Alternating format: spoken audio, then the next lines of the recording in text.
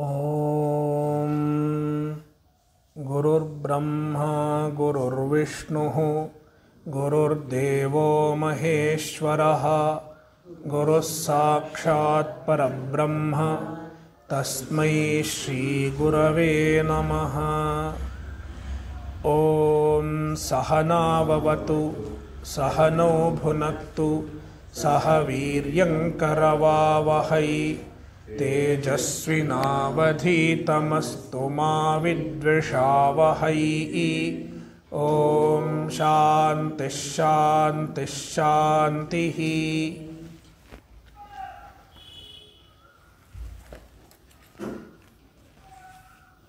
अध्याय 4 मंत्र 16। घृतात् परं मंडमिवाति सूक्ष्मं ज्ञात्वा शिवं सर्वभूतेषु गूढं विश्वस्यैकं परिवेष्टितारं ज्ञात्वा देवं मुच्यते सर्वपाशैः।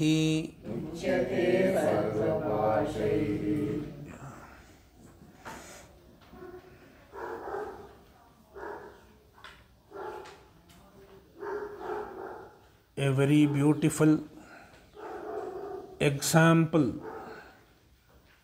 is given to describe Paramatma as the goal of a mumukshu.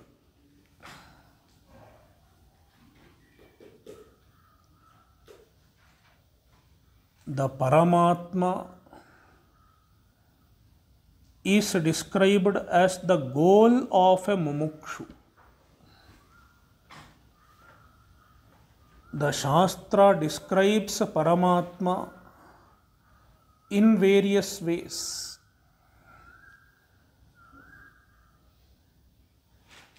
For example, Jagat Karanam.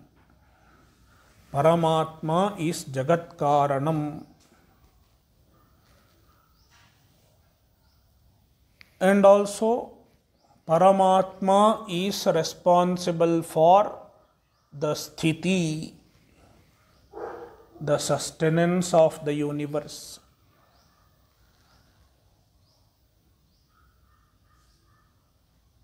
And also he is responsible for pralaya, dissolution. At the end, who cleans up everything? Suppose we have to conduct a program here. Suppose we have to do a puja here on special occasion. So many people bring so many things. Somebody brings flower, somebody brings coconut, somebody brings garland, and then it is arranged also, and the puja is done. But the main concern is who cleans up everything. That is my main concern.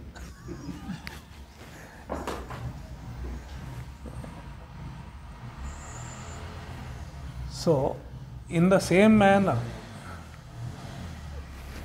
when the universe is created and it is sustained for a length of time, at the end it has to be cleaned up, because any creation becomes unusable after a while.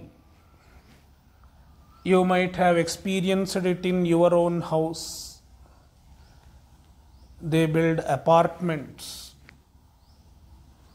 In Bombay, Many people tell me that now they have to leave their apartments because their apartments have become very old. Now it has to be broken and reconstructed. After 30 years, 40 years, 50 years, that is the lifespan of a building. I think 50 years. I don't know. You may be knowing better. Yeah, sometimes it can 100 years. 100 years, 75, 100. So even the building lifespan varies depending on the prarabdha.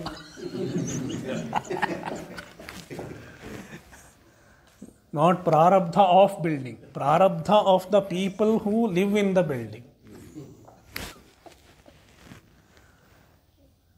So after some time it becomes unusable because the structure has become old. It can break any time. So they have to demolish it and reconstruct. In the same manner, even this universe needs a reconstruction.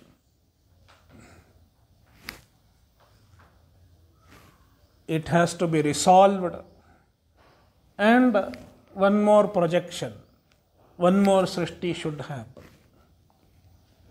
That is why the Shastra talks about a pralaya. At the end of the cycle, there is a pralaya. So Ishvara does the pralaya also. Even pralaya is done by Ishvara. Srishti, Sthiti, Pralaya.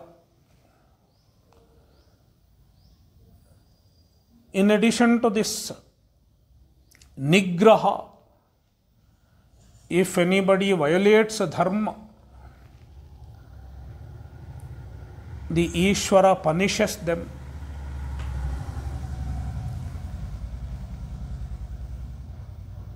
It is called Nigraha. Punishing those people who violate dharma is also one of the activities of Ishvara.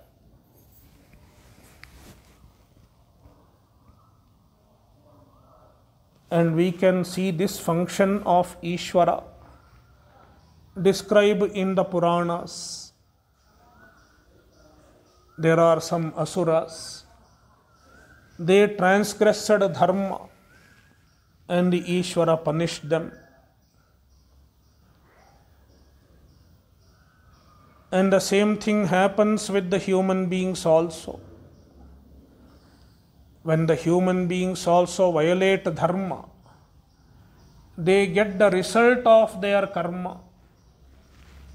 They get the result of their adharma. Sometimes it may not be in this world, in this janma. It might be in another janma. But whether it is in this janma or in the following janmas, we will have to experience the result of our adharma. Every single adharma is counted. Every single lie we tell is counted. We may not count. Ishvara counts. We don't know how many lies we told in life. Ishvara keeps track of it. Every transaction is kept track of.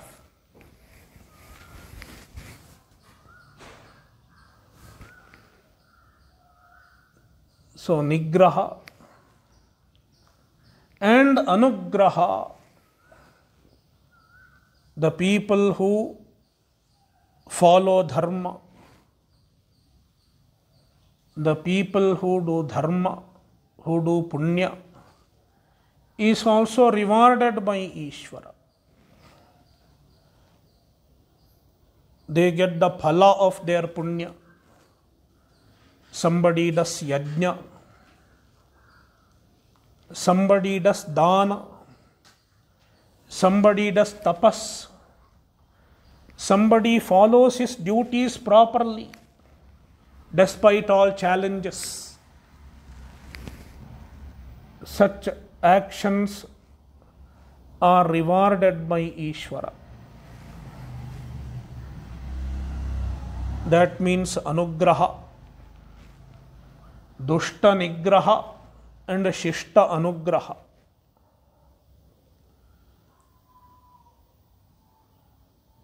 These are various ways of describing Paramatma.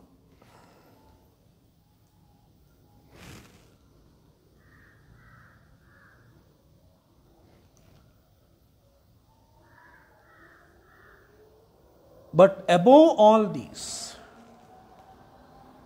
there is a very important description of Paramatma. He is the ultimate goal. Paramatma is the ultimate goal. Brahmavidapnoti param. Brahman is param, the ultimate goal. Tadhama paramam mama. It is the paramam dhama. Paramadhama means the ultimate goal of an individual. We may have many goals. People have so many goals. What is your goal? Retirement is my goal. Some people have retirement as their goal. Now here majority are retired already. If retirement is the ultimate goal, everybody has accomplished their ultimate goal now.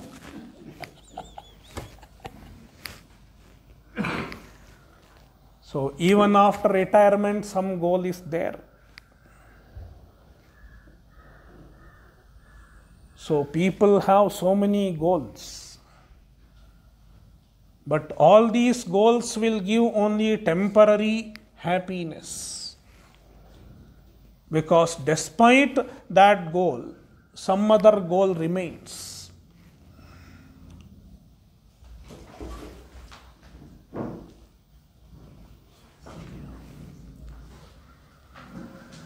So Paramatma is the only ultimate goal. Therefore Paramatma is called Paramdhama, Paramadhama.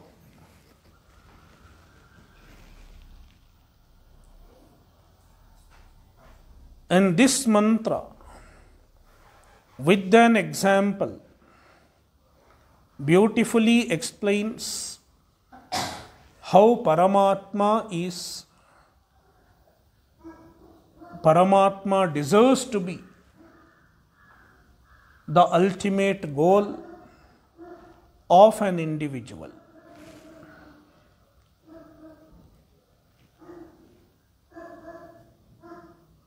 Ghritat param mandam iva. Paramatma is like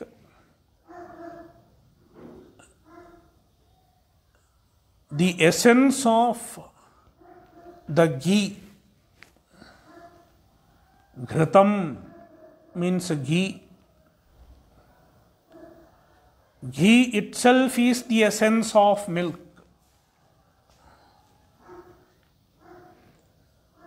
How do you get ghee?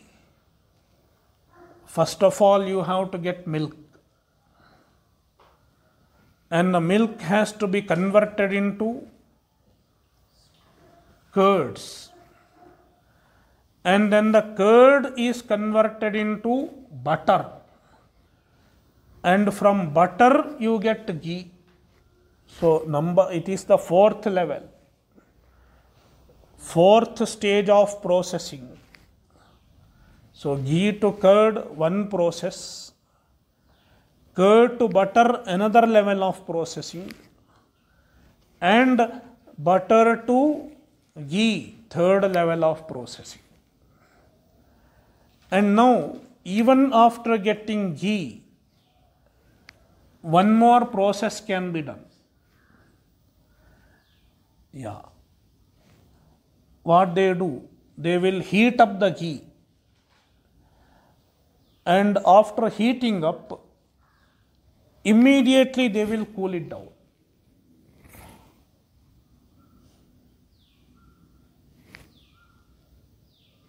Heat up and immediately cool it down by putting some ice, or I don't know how it is cooled down. When it is done, you get the essence of ghee. It is called manda. So from the ghee you get manda. It releases its essence.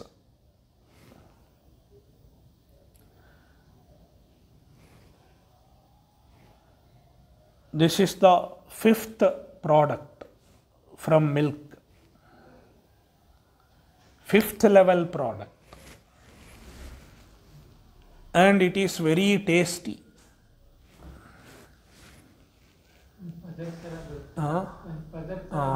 Yeah, it is like a layer. It will accumulate about ghee like a layer. It is a very tasty substance. In the same manner, the Paramatma is the ultimate happiness. Parama Ananda, the ultimate happiness. Therefore, he is the Parama Dhama. Being Parama Ananda, Paramatma is Parama Dhama, the ultimate goal. Paramam Padam, Tad Vishnov Paramam Padam, the ultimate goal. And to attain this ultimate goal, a lot of process is required. Just like it is not easy to get manda. If you want to enjoy the manda,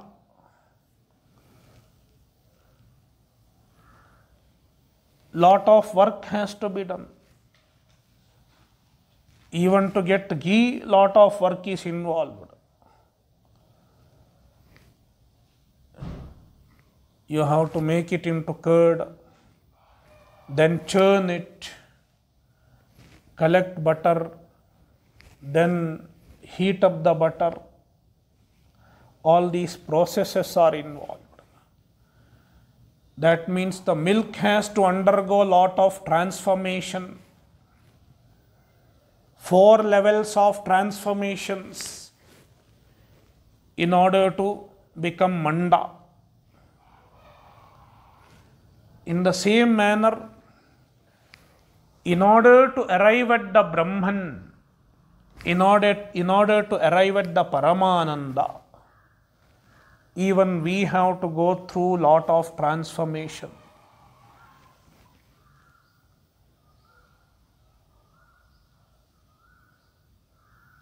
And the transformation happens from gross to subtle.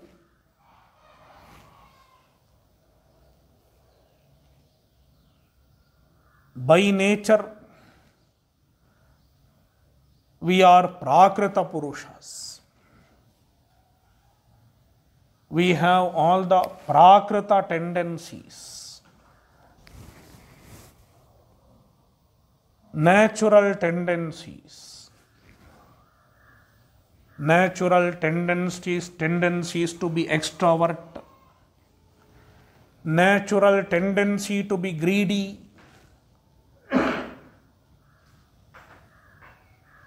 natural tendency to be arrogant,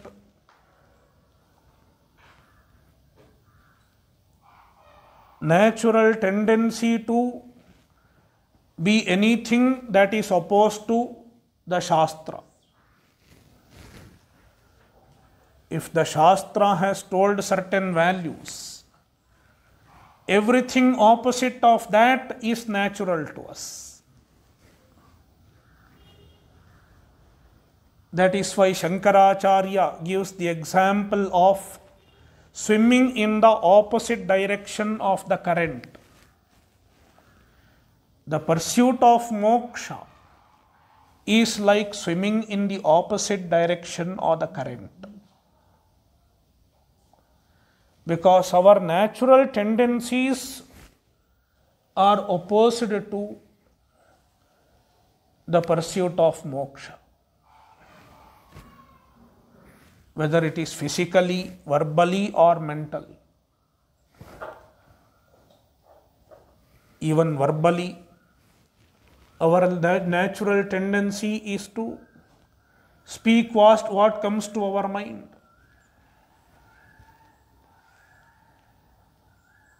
To gossip, to tell lies, and so on and so on. Whereas the Shastra says, you should speak in this way. Anudvegakaram vakyam satyam priyahitam chayat. Speak in such a way that people are not disturbed. Anudvegakaram. Our words should not cause disturbance to others. Satyam. It should be truthful. Priyahitam. It should be pleasant to the other person. And it should be beneficial to the listener.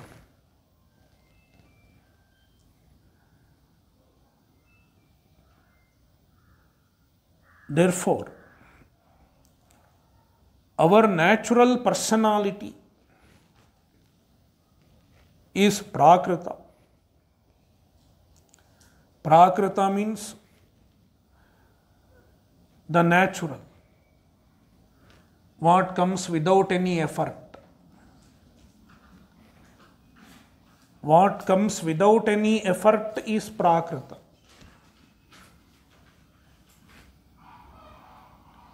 The crude personality. When I say crude from a spiritual point of view. One may be sophisticated from a material point of view. They may be wearing sophisticated dress. They might as well be speaking sophisticated language. Nowadays the sophisticated language is English with the proper accent. English with the American accent. It is the sophisticated language. If you speak that language and wear tie, shoe, and do proper makeup, use knife and fork, then you are a sophisticated person, a cultured, refined person. So somebody may be refined from that standpoint. From a modern, Western, materialistic standpoint, one may be refined. But it does not mean he is refined spiritually. The spiritual refinement is totally different from the material refinement.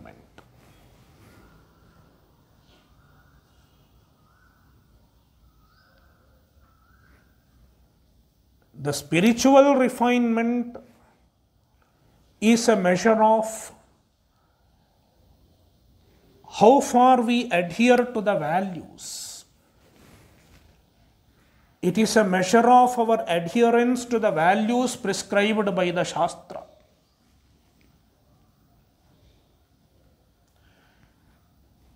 The Shastra says, speak truth. If we are speaking truth, that means we are working for spiritual refinement.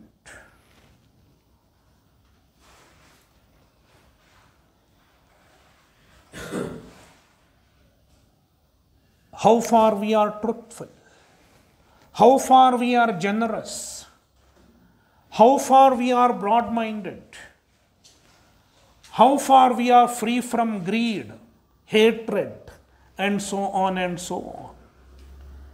It is the spiritual refinement.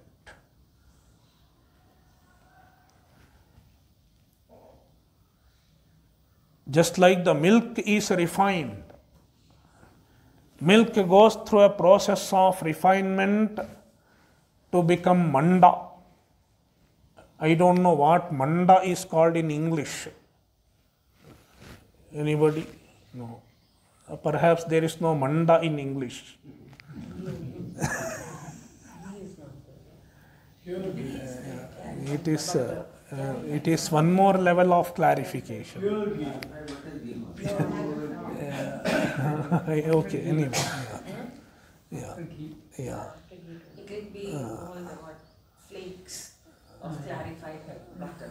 Okay, Layers of clarified butter. Clarified butter is ghee. Yeah. I think so. Yeah. Okay. You can Google out what it is. So the milk has to go through a process of refinement to become manda. In the same manner, an individual also has to go through a process of refinement. And the refinement is called samskara in Sanskrit. One has to go through samskara. All the sadhanas add up to the samskara.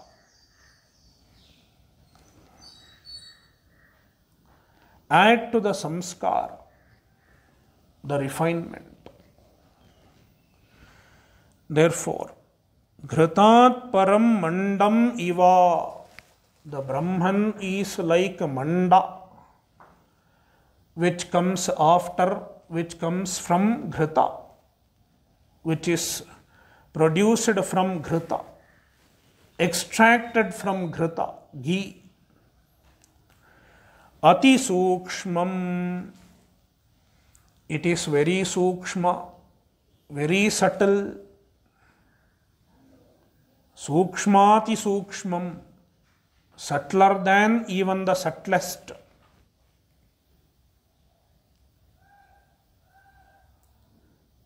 That is why it is not easy to know. Drishyate tvagriya buddhya sukshmaya sukshmadarshibhihi.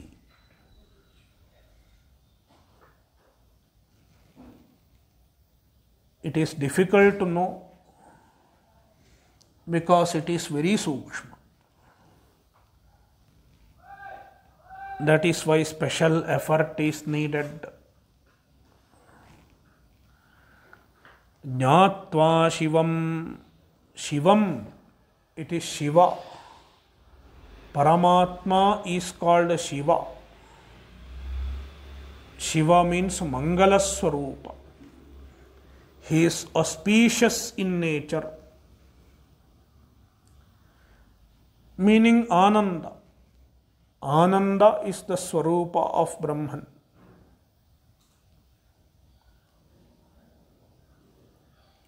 Sarvabhuteshu gudham.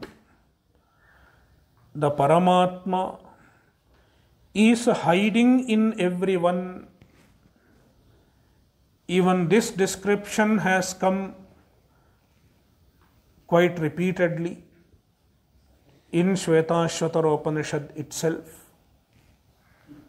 Ati sukshmam, sarvabhuteshu gudham. Esha sarveshu bhuteshu gudhatmana prakashate. This Atma is gudhaha, hiding in every being.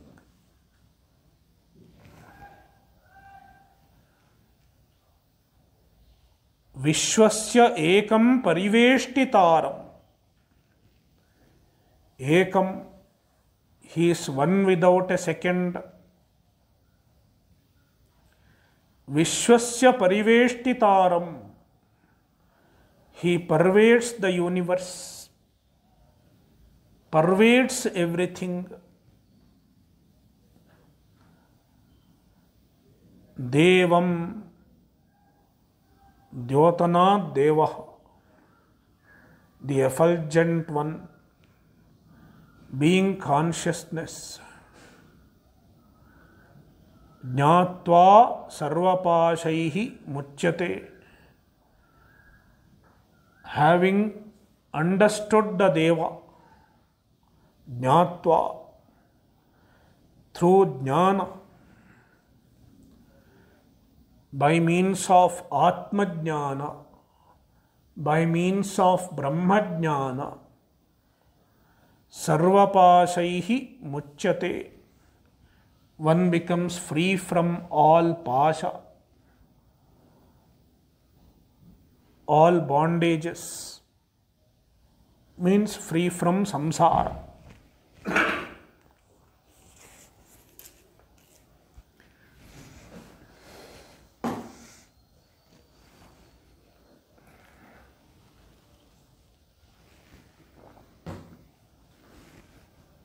Mantra 17.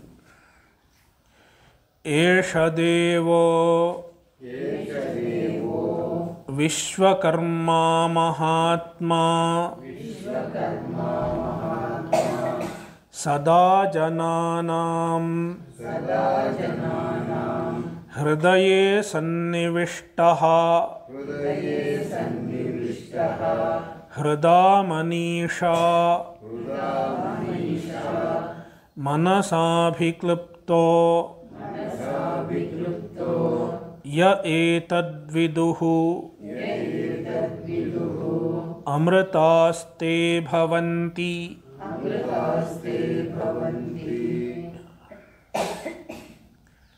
Esha Devaha, this Deva, the Chaitanya Swarupa, the Paramatma who is Chaitanya Swarupa, he is Vishwakarma.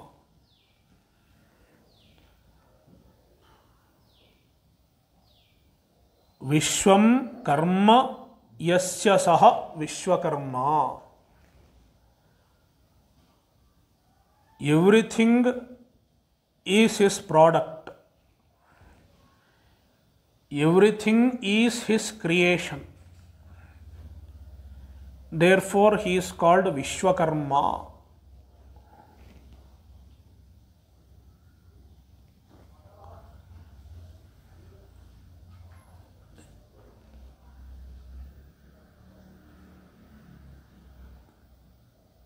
Somebody produces something. A potter produces pot. Then you can say pot is the karma of the potter. Pot is the product, the creation of the potter. What is the creation of Ishvara? Everything is the creation of Ishvara. Therefore, he is called Vishwakarma. Everything is his product. Certain things are his product directly. Ishvara has produced certain things directly, whereas certain other things Ishvara has produced indirectly. If you look into the process of Srishti, what does Ishvara produce directly? He produces the Panchabhutas, the 5 subtle elements are produced by Ishvara directly.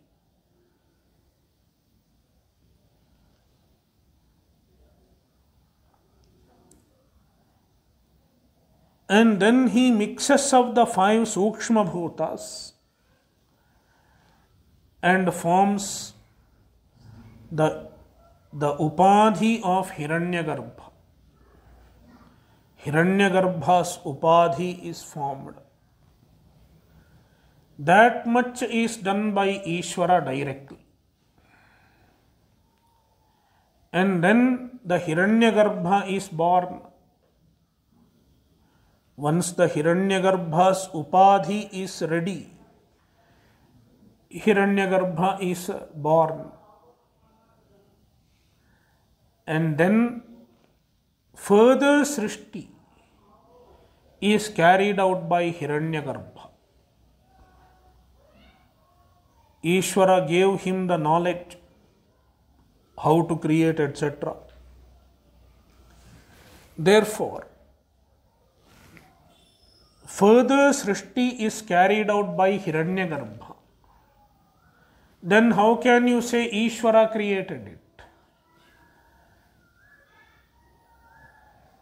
Even the Sthula Prapancha is created by Hiranyagarbha. Then how can you say Ishvara created it? Yeah, even the Hiranyagarbha is created by Ishvara. And the Hiranyagarbha is appointed in that position by Ishvara. And even the knowledge and power to create the universe is given by Ishvara. Therefore, indirectly, it is created by Ishvara alone. That is why we say even this universe is created by Ishvara. Then what about this table? What about the pot? What about this chair? Who manufactured the chair? Neel Kamal. The company has manufactured the chairs. Then how can you say the chair is manufactured by Ishvara? So, where did the company get the raw material? Raw material is from Ishvara. And even the company, the people in the company who are making the chair, how did they get the knowledge? How did they get the idea? All knowledge, all idea is the blessing of Ishvara. Therefore, even if a local potter has made a pot, indirectly it is made by Ishvara alone. Ishvara has made it through the potter. Ishvara has made it through the chair making company. Ishvara has made it through the weaver. Ultimately, everything is done by Ishvara alone. The local potter is only a nimitta. The local cook is only a nimitta. That is why Bhagavan says, Nimitta matram bhava savyasachin. Nimitta matram bhava. Krishna tells Arjuna, O Arjuna, in the war, in the battlefield of Mahabharata, Bhishma, Drona, they are already killed. Mayaivaite nihataf purvameva. They have been already killed. Means their death is certain on account of their karma. And Ishvara is the one who ensures that they receive their karma phala. You be just a nimitta.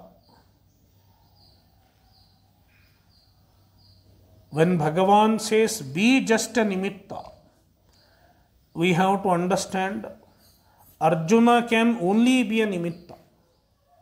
He cannot be anything more than a nimitta. No human being can be anything more than a nimitta. Because everything is done by Ishvara alone. But the human being should understand that it is my privilege to be a nimitta.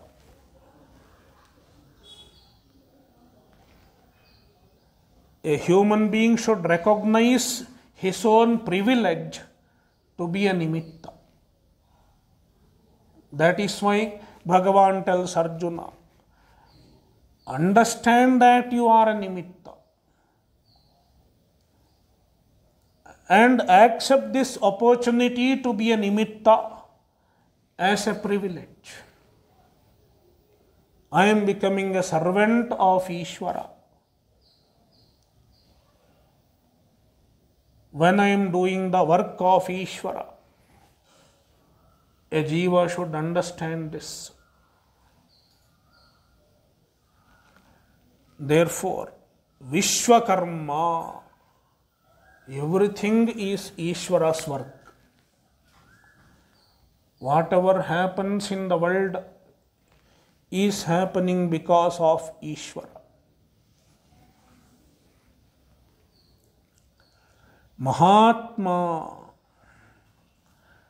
Mahancha asau Atma iti Mahatma. He is Mahan, great, all pervasive, infinite.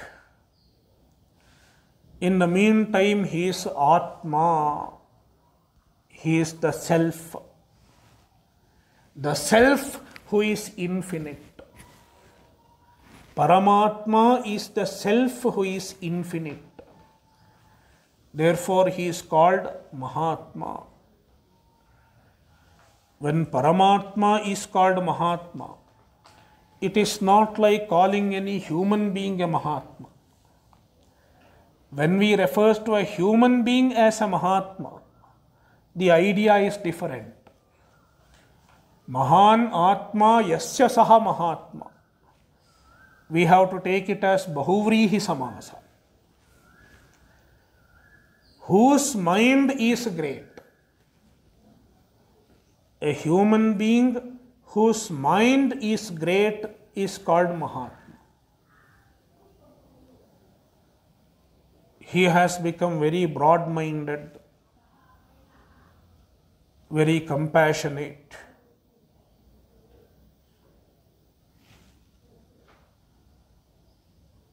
Then he is called Mahatma.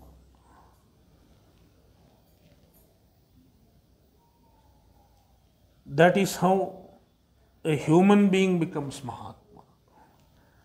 But when we are talking about Paramatma, the meaning of Mahatma is different. Mahancha asau Atma iti Mahatma. It is Karmadharaya Samasa. He is Mahan and he is the Atma, the self. The infinite self is called Mahatma.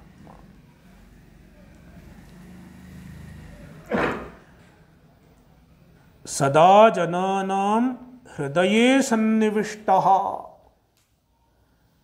He is always present in our hearts. Jananam hridaye. In the hearts of beings. Sada sannivishtaha. He is always present in our heart. In our heart means in our mind. As the witness of the antahkarana, as the consciousness which illumines the antahkarana.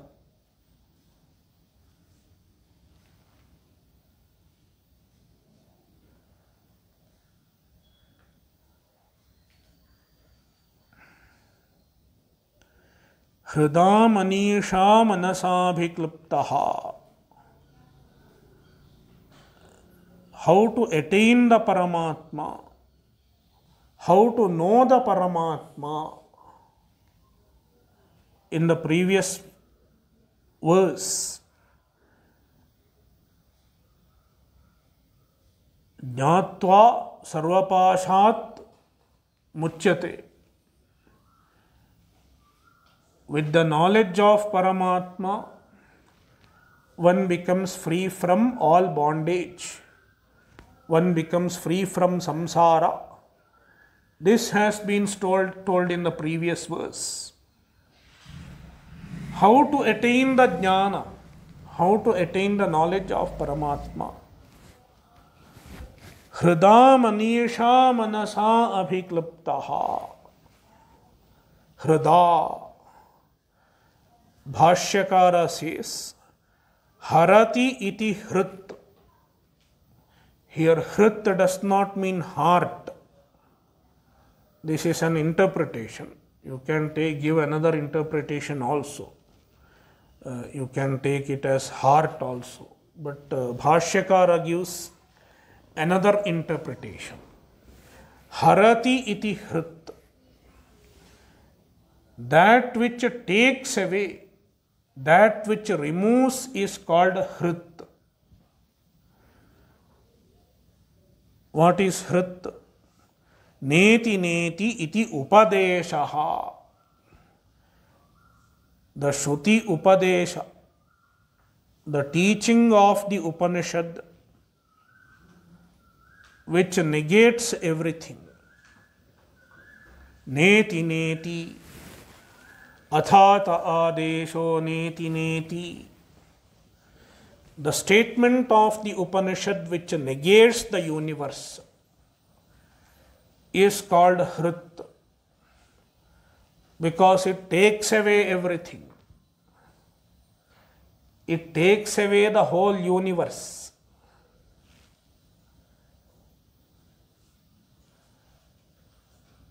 The universe is no longer real when you understand it.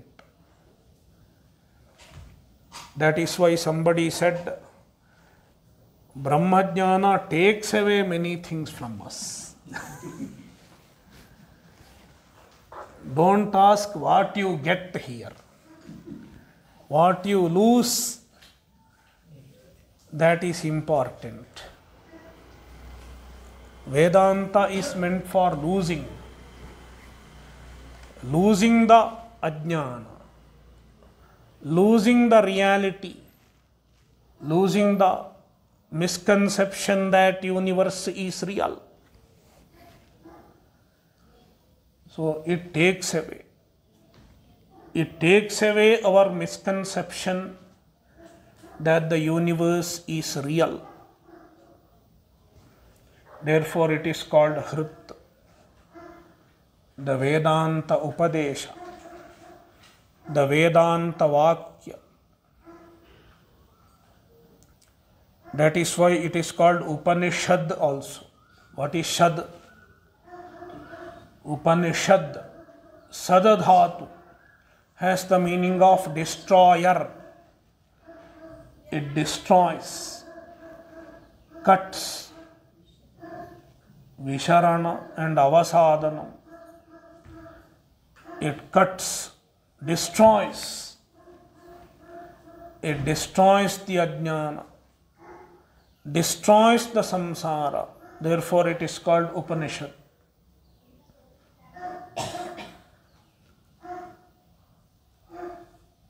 Manisha means Viveka Buddhya. With the Viveka Buddhi, Atmanatma Viveka, understanding the distinction between Atma and Anatma with the help of the statement or the Shastra. Manasa Atmajnanena, with this the Atmajnana arises. Abhikliptaha, That is how it is understood. Jnataha. Ye etad viduhu. Those who know the Brahman, the people who know the Brahman, te amritaha bhavanti. They become amritaha. They become free from samsara.